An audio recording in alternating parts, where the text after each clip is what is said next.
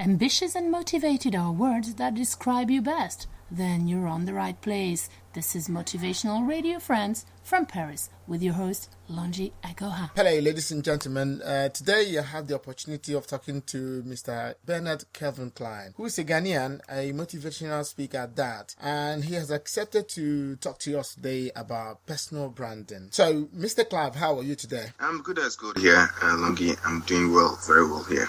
Okay, good. So, could you introduce yourself to our listeners? Basically, the name is Bernard Kelvin Clive, as you mentioned, and I always say that I open doors for people. I've been writing for the past, it's almost a decade now, and speaking professionally for about 5 years now. And that's what I do. I consult others on social media, on personal branding, educate others on the use of tools and techniques to help them, empower them, and live their God-given dreams, as I always put it. So basically, this is what I do: speaking, coaching, and writing and publishing. Okay. How many books have you published so far? Currently about 13 books now. About 13. Wow, that is very good. You're a prolific writer or a serial writer, I don't know. Thank you for that. Thank you. Okay, good. Now today we're going to be talking about personal branding. So how do you define personal branding? I'd say in brief, living purposely with distinction. That is in brief, living purposely with distinction. That's you're living on purpose, but with distinction on every little thing you do. And on the larger things, I say personal brand is a combination of one's skills and talents to produce results that leave the mark and the impression in the minds of others. Okay, so you're living with distinction and leaving impressions. These are two. Exactly. Yeah, they are. Are they connected? Are they one? Are they the same?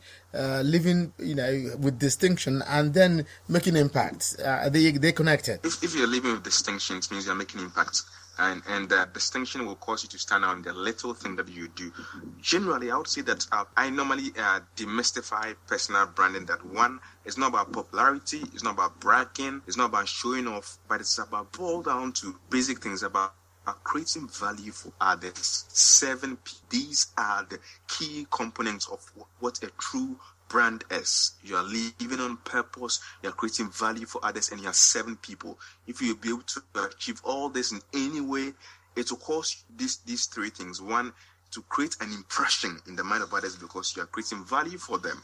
Okay, you create an impression and they recognize you for the things that you do. But most of the time, people want to look at personal brand. It's about celebrity, it's about fame, it's about name making, it's about putting names on products and other things. No, it's about just creating value, living purpose, living a fulfilled life. Because you can make the name in the world. I always say that you can be successful, but not fulfilled.